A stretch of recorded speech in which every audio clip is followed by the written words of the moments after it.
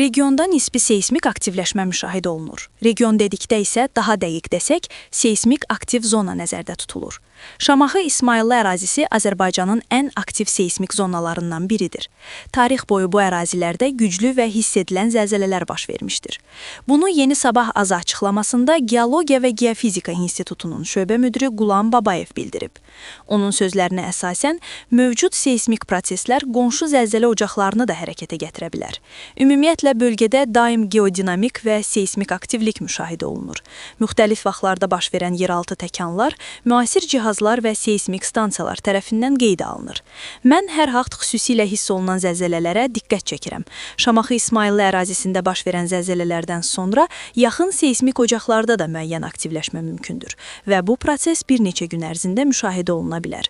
Eyni vaxtda Aran bölgəsində Hacıqabul istiqamətində tektonik qırılmalar mövcuddur və həmin ərazilərdə də seismik aktivlik arta bilər. Seismoloq deyib ki, ümumilikdə Şamaxı İsmayıllı zonası tektonik qırılmalar, seismik ocaqlar və tektonik bozuntularla zəngin bir ərazidir. Bir daha təkrar edirəm ki, tarix boyu burada hiss edilən, bəzən də dağıdıcı gücə malik zəlzələlər baş vermişdir. Xüsusilə 1667-ci və 1902-ci illərdə güclü zəlzələlər qeydə alınıb. Son illərdə isə 2014 və 2019-cu illərdə də seismik aktivlik müşahidə edilmiş, müəyyən dağıntılar baş vermişdir.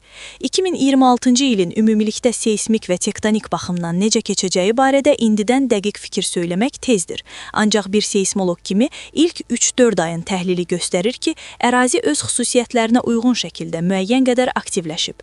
Babayev açıqlamasında onu da əlavə edib ki, Azərbaycanın seismik vəziyyətini digər ölkələrlə tam şəkildə müqayisə etmək düzgün olmaz. Türkiyə, İtaliya və Avropanın bəzi seismik zonaları ilə müqayisədə ölkəmiz nisbətən daha sabit hesab olunur. Bunun əsas səbəbi tektonik hərəkətlərin və geodinamik proseslərin sürətinin o qədər də intensiv olmamasıdır. Bununla belə Azərbaycan öz xüsusiyyətlərinə görə zəlzələ zonasına daxildir.